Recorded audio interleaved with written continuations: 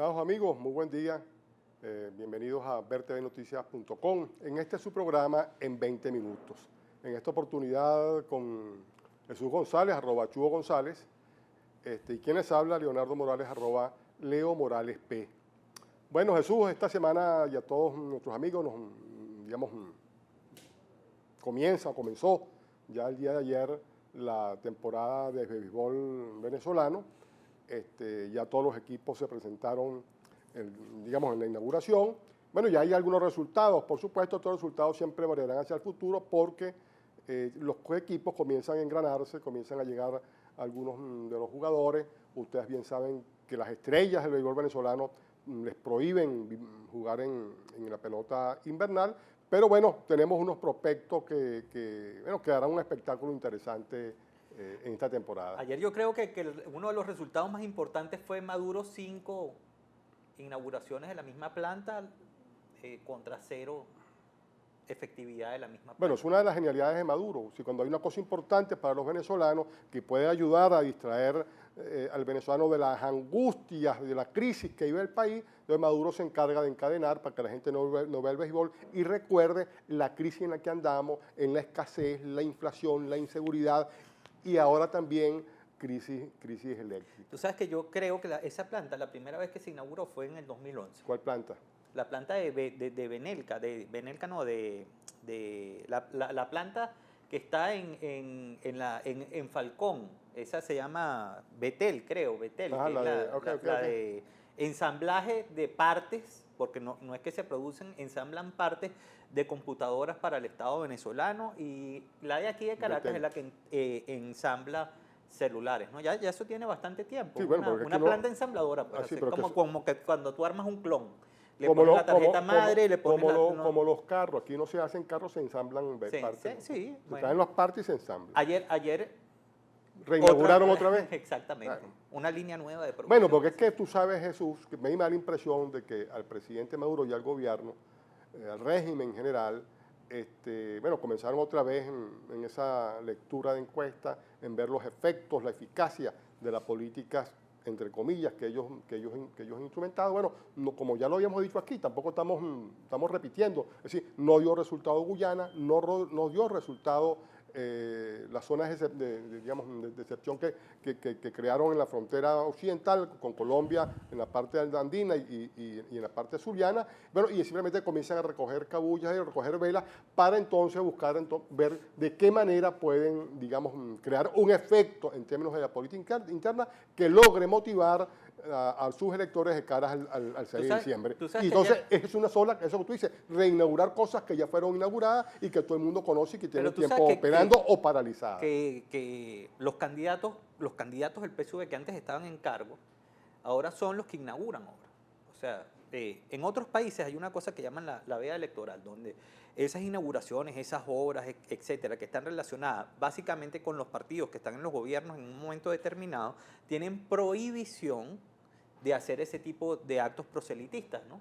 Porque en términos generales, esta campaña no es una campaña de alcalde. En estos días está viendo William Ojeda. William Ojeda está proponiendo recoger la basura, eliminar la delincuencia en las urbanizaciones. O sea, tiene una campaña de alcalde, no una campaña de cara a la Asamblea Nacional. Sí. O sea, es tan falsa su campaña como su ideología política, que ha ido variando a lo largo de los últimos años a conveniencia. Es que, William Ojeda es más o menos un billete 30, ¿no? Es un billete 30, sí. Sí, bueno, exacto, un saltimbanqui, uno que salta para acá, salta para allá. Uno no puede entender cómo un candidato, alcalde, que en teoría tiene la experiencia que tiene William Ojeda, porque la verdad es que ya tiene tiempo y estando en la política. Por lo menos de candidato tiene tiempo. Bueno, candidato, ¿no? Siempre lo derrotan en Sucre, pero siempre es candidato. Al día de hoy, el señor está haciendo una campaña de alcalde. ¿Será que piensa que las elecciones de alcalde son el 6 de diciembre? Bueno, porque él cree que puede por esa vía lograr entusiasmar a los electores o está ahorrando plata para la campaña de alcalde y está adelantándose. Bueno, porque ya presume que va a ser derrotado por Miguel Pizarro, cosa que efectivamente es lo que revelan las encuestas. Pizarro le lleva una ventaja abismal, y pretende, con este amor, como tú dices, con esta campaña, ir, creando la base para su otra vez candidatura a la alcaldía de Sucre si se lo permite el PCV, que como ustedes saben no le gustan mucho esos individuos que traicionan de manera sistemática su postura política, como ha sido el caso precisamente de William Ojeda. Pero en materia de encuestas y de esos datos que decíamos ahorita, que la comodidad como está corriendo la candidatura de Miguel Pizarro, que es un muchacho que de verdad ha logrado ocupar un espacio importante en la política venezolana, precisamente por su honestidad y por su trabajo. Hay que ver también cómo en el estado Sucre, donde inicialmente la oposición tenía pocas posibilidades de un éxito relativo, entre otras cosas, porque individuos como William Ojeda aparecieron en el estado Sucre, un militante de Voluntad Popular que se pasó para el PSUV como... Él se llamaba... Se llama, porque es candidato. Hernán Núñez. Hernán Núñez. Bueno, un Ojeda, pero sucrense del oriente. Bueno, parecía que en esa zona no habría mayores posibilidades para la oposición. Sin embargo, la sorpresa que trae, digamos, un medio de comunicación, creo que es Telecaribe y Notiminuto, es bastante interesante. Mira, Leo, nosotros aquí hemos conversado en varias oportunidades la situación de las encuestas. El penúltimo programa se lo dedicamos a las encuestas y hay algunas encuestas circuitales que hablan de la profundidad de la crisis que hoy está viviendo el chavismo. Ese circuito número 2 de Sucre, por ejemplo. Esa es la zona de Paria, Carúpano, Río Caribe, etc. Sí, ese circuito es un circuito que tradicionalmente la oposición perdía por paliza. Por 30 puntos, pero yo la última vez. La última vez era por 30 puntos, pero hoy está ganando por 10 puntos. ¿Qué significa eso? Porque migraron 40% de los electores de un punto a otro. Bueno, ese mismo caso que se da en ese circuito 2. Por la cadena de anoche. Bueno, por la cadena de anoche y por lo que está viviendo la gente, mano. Mira, hay un dato, ¿no? Atún Paraguaná, ubicada en ese circuito, por ejemplo, donde se le da trabajo más o menos directamente a 300 personas, pero indirectamente con los barcos, el transporte, etcétera, es uno de los puntos referenciales de trabajo de esa circunscripción electoral. Ayer anuncia, mira, paralización. ¿Por qué? Porque, bueno, no tienen materia prima para poder producir. Así es. Materia prima... Pero eso es todo el país en general, ¿no? Por cierto. Claro. Todo se paraliza. Pero fíjate, esa es la realidad que nosotros estamos viviendo hoy. ¿Por qué? Porque esas pequeñas empresas que para una circunscripción que tiene poco peso poblacional, pero que son empresas importantes en la zona, están dejando de producir. También está el caso de la tunera de las empresas Polar, también de la misma zona, por cierto, que también está paralizada. Entonces, ese tipo de cosas, la producción, las colas, la escasez, en el interior del país se están viviendo, no como en Caracas desde hace más o menos un año, sino desde hace más tiempo. Sí, Desde más o menos desde el año 2013 de manera aguda, ¿no? Tú traes una persona para Caracas del interior y lo llevas a cualquier supermercado pequeño de Caracas y se sorprende de las cosas que ven los anaqueles. Imaginémonos cómo son las cosas en el interior. Sí, así es. O sea, el tema del desabastecimiento en el interior del país es mucho más agudo que en el tema de Caracas. Pero más o menos se está hablando que de 9 veces que tú vas al supermercado consigues lo que tú estás buscando. No. O sea, es un tema realmente fuerte. Pero fíjate, esa circunscripción electoral es un ejemplo de lo que está pasando en muchas circunscripciones electorales del país. La oposición, y esto no es un secreto para nadie, tenía lo que llamaban unos circuitos claves. Circuitos claves que eran necesarios ganar para tener la mayoría parlamentaria. Resulta que esos circuitos claves ahí han ido creciendo durante los últimos 2 meses, porque el cambio electoral que ha tenido esas circunscripciones electorales son de una magnitud que ameritan ahora mayor atención por parte de la oposición. Y ese es un ejemplo que la oposición, o sea, no estaba haciendo, a pesar de que los candidatos estaban haciendo su campaña, sus recorridos, etcétera, por la diferencia de más o menos 30, 35 puntos, la oposición decía, bueno, vamos a concentrar en que tenemos 5 puntos de diferencia y que lo podemos ganar al día de hoy. Bueno, resulta que así está Sucre, resulta que así están estados como Cojedes, estados como Portuguesa, Barinas, estados como Barinas, etcétera. Esparta. Donde la oposición ha crecido de una manera muy significativa y hoy aventaja al oficialismo en esas circunscripciones que tradicionalmente durante los últimos 16 años nunca había ganado la Claro, pero oposición. fíjate tú lo siguiente, todo es exactamente cierto. Si pudiéramos resumir, pues la oposición que intentaba trabajar, digamos, optimizando todos sus esfuerzos, todos sus recursos, concentrándose en aquellos sitios donde podía ganar y donde, como bien decía Jesús, podía con esos éxitos obtener la mayoría en la Asamblea Nacional. Bueno, hoy día la realidad le ha superado su expectativa, entonces, digamos, los esfuerzos hay que, digamos, volcarlos mucho más ampliamente, porque sitios que no se tenían, digamos, anotados con posibilidades hoy aparecen, con lo cual hay que atender, con lo cual los requerimientos en términos electorales para la oposición son mucho mayores a las expectativas que se tenían inicialmente. Pero toda esa realidad, porque hay que decirlo, que toda esta realidad que estamos viviendo es una respuesta del país, es una respuesta de la sociedad venezolana, de los venezolanos en su conjunto, a la crisis que está viviendo el país. Ya no solo, siempre decimos, bueno, el tema de la inflación, obviamente es el tema de la inflación, los sueldos no alcanzan, es bien difícil para una familia poder armar el kit para que los niños vayan al colegio, es bien complicado para la familia venezolana ir al supermercado y conseguir lo que quieren y si lo consigue poder pagarlo, en fin, una crisis global que tiene profundamente angustiado al venezolano. Pero a eso habíamos dejado un rato, digamos, al margen, un tema que durante algún tiempo había sido, digamos, importante en la vida de los venezolanos, que ahora que afecta no solamente a las casas de familia, sino que se afecta a las pocas cosas que producen en el país.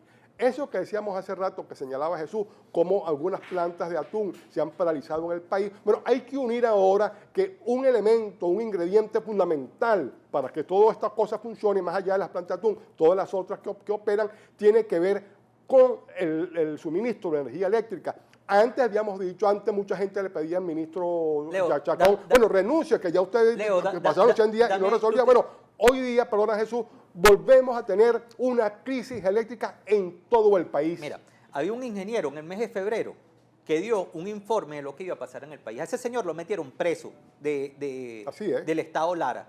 Y parte del colegio. Un directivo del colegio. Claro, un directivo del colegio específicamente del área eléctrica. ¿No? Lo metieron preso, estuvo 15 días preso por anunciarle al país con suficiente antelación que nos deparaba a nosotros el futuro. Ese futuro que el ministro Jesse Chacón prometió que en 100 días reparaba, y resulta que primero la crisis se agudizó y segundo sale de ahí, ¿no? Sale de ahí sin una revisión de su gestión. ¿Por qué? Porque hay una inyección de recursos extraordinarios y solicitudes de créditos adicionales para atender los temas de atención eléctrica, y al día de hoy tenemos esos temas repotenciados. Y se avisó en el mes de febrero. Hubo una persona detenida en el SEBIN por decir que estaba conspirando por avisarle al país de la grave crisis eléctrica y el deterioro de las plantas en Venezuela. Bueno, quiero contarles a quienes nos ven y nos escuchan que además de ese dato que da Jesús, esta mañana el ingeniero Víctor Poleo, que estuvo vinculado a esta administración, digamos, revolucionaria, ya no está con ellos hace bastante tiempo, hace bastante rato, pero señaló precisamente que esta mañana lo decía, que si bien en el interior los habitantes están sufriendo de cortes permanentes sin ningún tipo de aviso, etcétera, etcétera, etcétera, muy próximamente, a producto de las circunstancias que estamos viviendo en materia eléctrica, porque aquí se hicieron inversiones, por ahí decían ellos esta mañana que que en Venezuela se había invertido, y suena casi a una estafa, más de lo que tenemos en reservas internacionales, lo cual no es poca cosa, aun cuando es baja como reserva internacional, pero sí es una inversión en esa materia con algunas empresas, hay unos contratos firmados con algunos venezolanos enriquecidos, que hoy, digamos, circulan en el exterior a sus anchas. Bueno, eso no, sobre esa materia no hay ninguna información, por lo cual, decía Víctor Poleo esta mañana, prepárense los caraqueños porque próximamente van a comenzar a sufrir los efectos del recorte del suministro de energía eléctrica. No, esa es la crisis del país, un país que se nos está viviendo abajo. Carabobo, Nueva Esparta, Miranda, Zulia sin luz. Claro. Bueno, ¿no? Lo de Guarena, Jesús, ¿por qué? Claro, pero fíjate, voy a ese tema. En Guarena, territorio tradicionalmente chavista, dicen, ahí nació la revolución, de verdad, ¿no? Bueno, esa circunscripción, hoy ahí está dos candidatos de la oposición en esa circunscripción. En esa circunscripción, la oposición puede sacar los 2 diputados de manera holgada al día de hoy. ¿Por qué? Porque es donde nació la revolución, en ese sitio tan emblemático para la revolución, se están dando esos cambios significativos.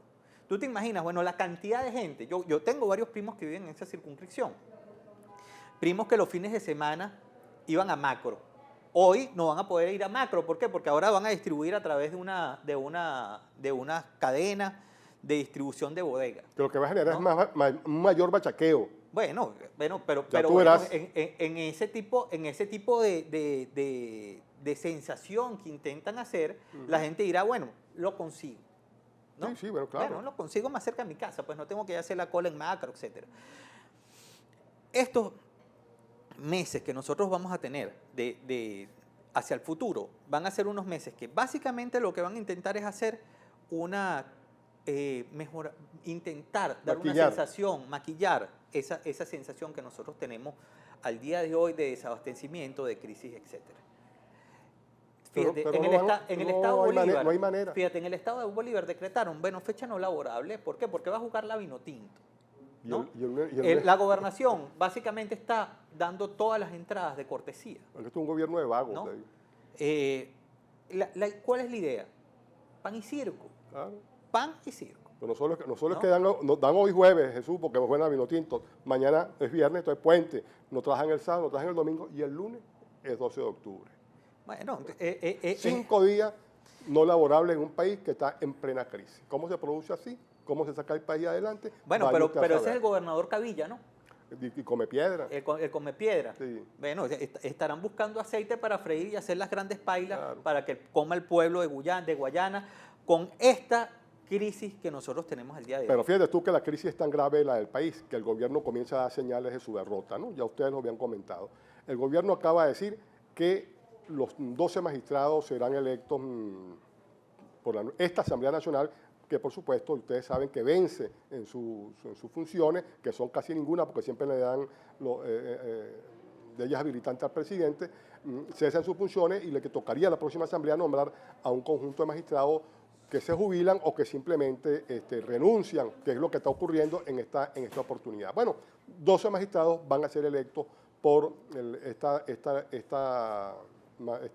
Asamblea Legislativa, Asamblea Nacional, perdón, en los cuales habrá que decir que ahí hay 2 precandidatos iniciales, que son la señora Daisy Eloína Rodríguez, la hermana del psiquiatra de Caracas, de ese ciudadano que se dice alcalde Libertador, y el otro es un ciudadano que acaban de quitarle el cargo allá en el exterior para que venga a ocupar otra magistratura, que es el señor Roy Chatterton. De modo pues que ya Leo, de los 12 ya quedan 10.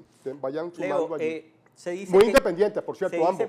Se dice que también 5 candidatos que estaban lanzados a diputados por parte del oficialismo están intentando dejar las candidaturas para lanzarse al TCJ, una muestra de independencia, claro, ¿no? Sí, bueno, claro. Candidatos del PSUV que hoy cierran, trancan los ojos y se lanzan como independientes. Dirá Charreto, por ejemplo, pero si yo siempre he estado vinculado al socialcristianismo, yo fui copellano, muy amigo de Calvani, entonces dirán, bueno, si es verdad, vino que es independiente. Así son de todo. Estos tipos no se sonrojan por nada, ¿no? Estos son, pero fíjate, no tienen vergüenza. Pero, ¿por qué esos 5 candidatos, si estuvieran tan seguros, se quedan como diputados, como candidatos a diputados? Pero ya hablamos del tema electoral. Pues, seguramente eso no están anotados. En la Asamblea está pasando una cosa. En la Asamblea los diputados se aumentaron el 200% y los empleados 0. Mientras tanto, los profesores universitarios mantienen sus pies de lucha de huelga por una mejora salarial, y por otra parte los trabajadores del Consejo Nacional Electoral y los jubilados introdujeron ya un pliego en el Ministerio del Trabajo pidiendo reconocimiento de la homologación y de un conjunto de cláusulas salariales importantes. El pupilo de Chirino, que tú tenías un dato que me querías dar. Bueno, ustedes saben que con el cuento de Chirinos y los divanes, y me dice Pacheco con el diván, etcétera, etcétera, ahora parece que el Canal 8, como está de moda, que los funcionarios públicos de alto nivel, y algunos no tan altos, pero funcionarios públicos del gobierno, como no tienen muchas cosas que hacer, no saben qué cosa hacer las funciones que han sido encomendadas, bueno, así tenemos a Diosdado Cabello con un programa, tenemos al presidente con otro programa, dos figuras que no saben qué hacer con sus cargos. Bueno, ahora tendremos el diván del político, cuyo, digamos, conductor, según parece, yo esto es un tubazo, pero lo tengo allí, cuyo conductor será el señor Jorge Rodríguez, que es el vago de Caracas, pues el alcalde que no dirige nada, que tiene a Caracas sumida en esa terrible ciudad que ya ni si Villos existiera, cambiaría el título de la canción. Mira, Leo, el país cambió. Lo dice Sucre. El candidato de Sucre a la oposición ya le saca 10 puntos. El candidato de Portuguesa le saca también un poco de puntos. Y lo dice Guarena, Jesús. Y sale Tibisay diciendo, bueno, encuestas no son elección, ¿no?